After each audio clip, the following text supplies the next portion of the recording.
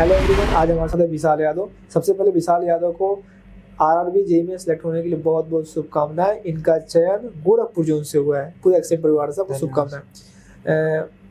आप बताओ कि जो भी आपका पारिवारिक पृष्ठभूमि है उसके बारे में बताइए।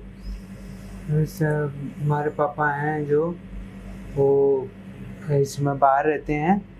वो मतलब इसमें कई 12 घंटे के लगभग ड्यूटी करते हैं और वो शीशा काम करते हैं, तब जाकर कहीं घर। बाहर कहाँ रहते हैं? बाहर सऊदी में। सऊदी में रहते हैं, वहाँ शीशे की काम करते हैं, कांच का काम करते हैं।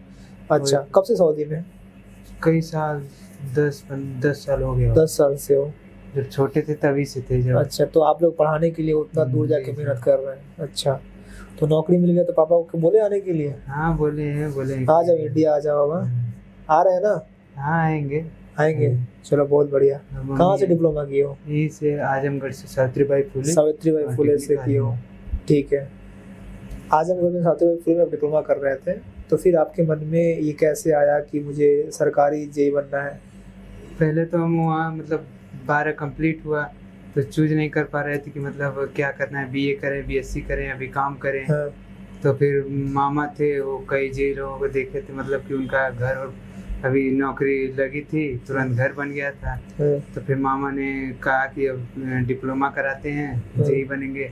तो मतलब जेईई बहुत बढ़िया पोस्ट है।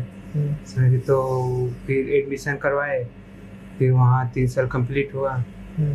उसके बाद फिर यहाँ पर फिर जब कंप्लीट हुआ तो उसके बाद प्राइवेट कंपनी की गारंटी है, उसमें तो हो गया था, सिलेक्शन हो गया था। तो चेन्नई की बुलाया था, फिर तो पापा ने मना कर दिया, वो प्राइवेट करते हैं वहाँ पे। तो बोले कि प्राइवेट की हम जानते हैं हालत, प्राइवेट नहीं सरकारी करो, अभी हम कमा रहे हैं। अभी कोई टेंशन नहीं है, अभी पहले सरकारी करा। तो एक्सीलेंट में एडमिशन कैसे, कौन बताया इसके बारे में? पहले तो ऑनलाइन किए थे, जब खत्म हुआ था कॉलेज। कॉलेज खत्म तो ऑनलाइन कोर्स लिए थे एक्सीलेंट का? नहीं। एक था जीटेक पॉली करके। अच्छा। उसका लिए थे तो मुझे मतलब अच्छा नहीं लगा। जब पेपर दिए तो टेक्निकल में सिर्फ 11 नंबर आए थे एसएससी जेईई में। अच्छा। टोटल 50 नंबर आए थे। तो फिर अच्छा, एक बार आपने तैयारी ऑनलाइन किया था? अच्छा। तो मुझे लगा कि नहीं, ऑनलाइन नहीं, और ठीक पढ़ा भी नहीं पा रहे थे मतलब।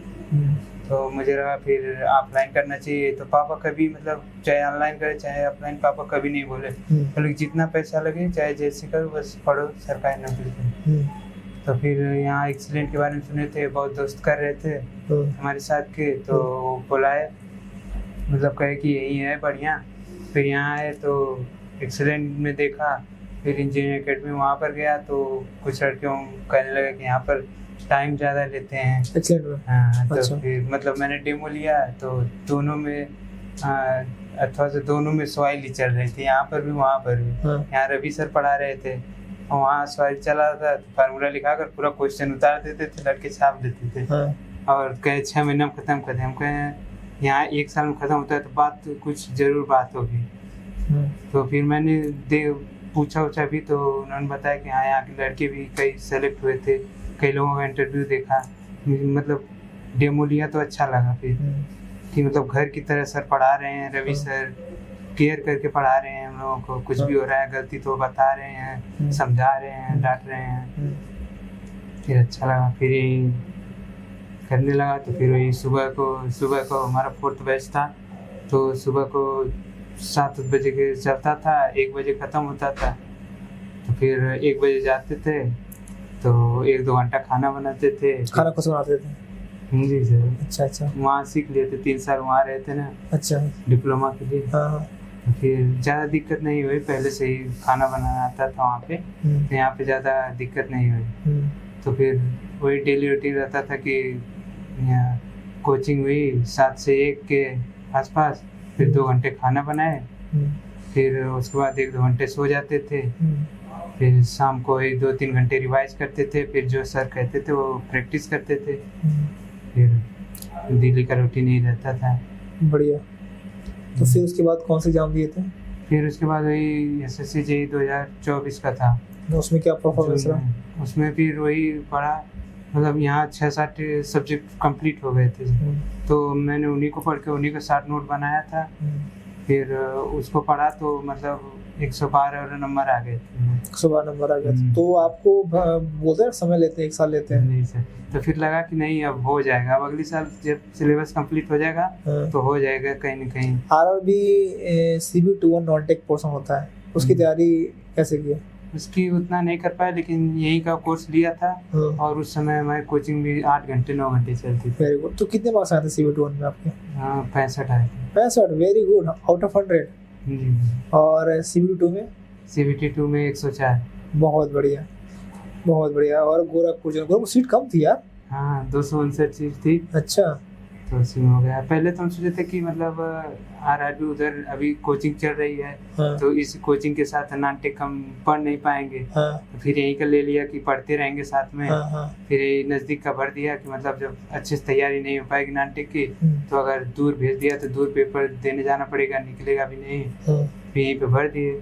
नवीन सर भी आए थे क्लास में, तो भी मोटिवेट किए थे, बताए थे कि मतलब ज़्यादा दूर भरने की जरूरत नहीं है, आसपास का ही भरो अपने, हो जाएगा, मतलब इतना विश्वास रखो। नवीन सर के प्रभाव में आकर मैंने फिर भर दिया यहीं से। बहुत बढ़िया, हो जाएगा। तो घर के पास नौकरी मिल जाएगा। लड़के कहते थे कि बड़े डेंजर जोन में भर दिए, तो बड़ा हिम्मत दिखाया। जो हिम्मत दिखाता है फिर उसी को सफलता मिलती है। सर यहाँ सब लोग डर रहे थे ना, मतलब पिछली बार कटा काफी गया था। जी जी जी, चलिए बहुत बढ़िया, बहुत बढ़िया। और कुछ बोलना चाहोगे कोचिंग के बारे में? कोई अलग अनुभव कोई ऐसा है यहाँ पे?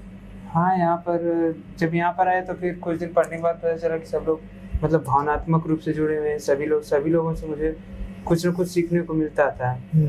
जैसे आपसे योगा सीखा मैंने, फिर आरआरबी जेईई के टाइम करीब 1 महीने के करीब योगा किया था। जब कोचिंग खत्म हो गई तो तब मतलब अकेले रहते कुछ करने को मन नहीं करता था, तो मतलब योगा स्टार्ट किए। सुबह को डेली रूटीन में योगा करते थे, तो उससे मतलब तब पेपर में जाकर जब भी पेपर होता था वहाँ पर जब जाकर बैठते थे कंप्यूटर के सामने, पहले मेडिटेशन थोड़ा कर लेते थे 10-15 मिनट, मन शांत लग जाता था, जाना था, अलग माहौल हो जाता था। फिर आराम से पेपर करते थे, कोई टेंशन नहीं, क्योंकि पहले भी नानटेक का भर कर दे चुके थे, तो मतलब कोई टेंशन नहीं लेना, जो आया, जो नहीं आया नहीं आया, कोई टेंशन नहीं। वैसे खराब हो जाएगा, अगर टेंशन लेके किए तो खराब हो जाएगा।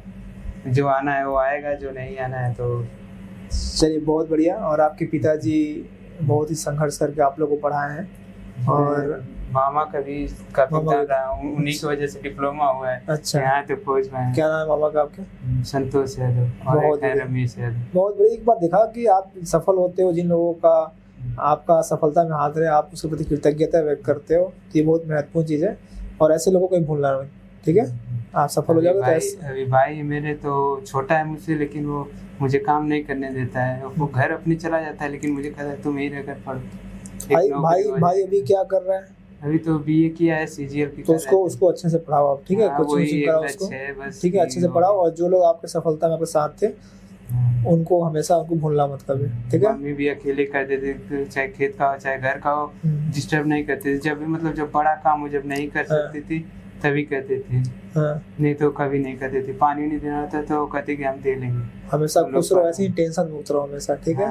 और केवल पेपर के लिए योगा मत करो, पूरे जीवन में इसको करो, और हमेशा खुश कर रहे थे। फिर मतलब बीच में टाइम नहीं मिल पा रहे थे, शाम को रात को 12-1 बजे तक पढ़ते थे। बहुत कुछ अच्छा करना है, बहुत कुछ करना है, ठीक है, और आगे बढ़ो। मेरी बहुत शुभकामनाएं आपके साथ है, ठीक, थैंक यू। अभी मैं अपने मम्मी पापा और भाई को धन्यवाद देना चाहूँगा, और मामा को भी। सबका कहीं न कहीं हर स्टेप पे योगदान रहा। जी जी, और एक्सीलेंट तो पूरे उनको धन्यवाद। सभी लोगों से सीखने को मिला। रवि सर भी थे, रवि सर हम लोगों से शुरू से लास्ट तक जुड़े थे। शुरू में सॉइल पढ़ाए, फिर लास्ट में सॉइल पढ़ाए, फिर BM पढ़ाए थे। बीच में उनका एक्सीडेंट हो गया था, तो कुछ वजह से वो ठीक। तो उन्हीं लोगों से मतलब सभी लोगों से कुछ न कुछ प्रेरणा लिए थे। चलिए बहुत बढ़िया, आप ऐसे ही जीवन में अच्छा करें, और आपकी सोच ऐसे सोच रखोगे तो आप जीवन में बहुत आगे जाओगे, ठीक है। Thank you.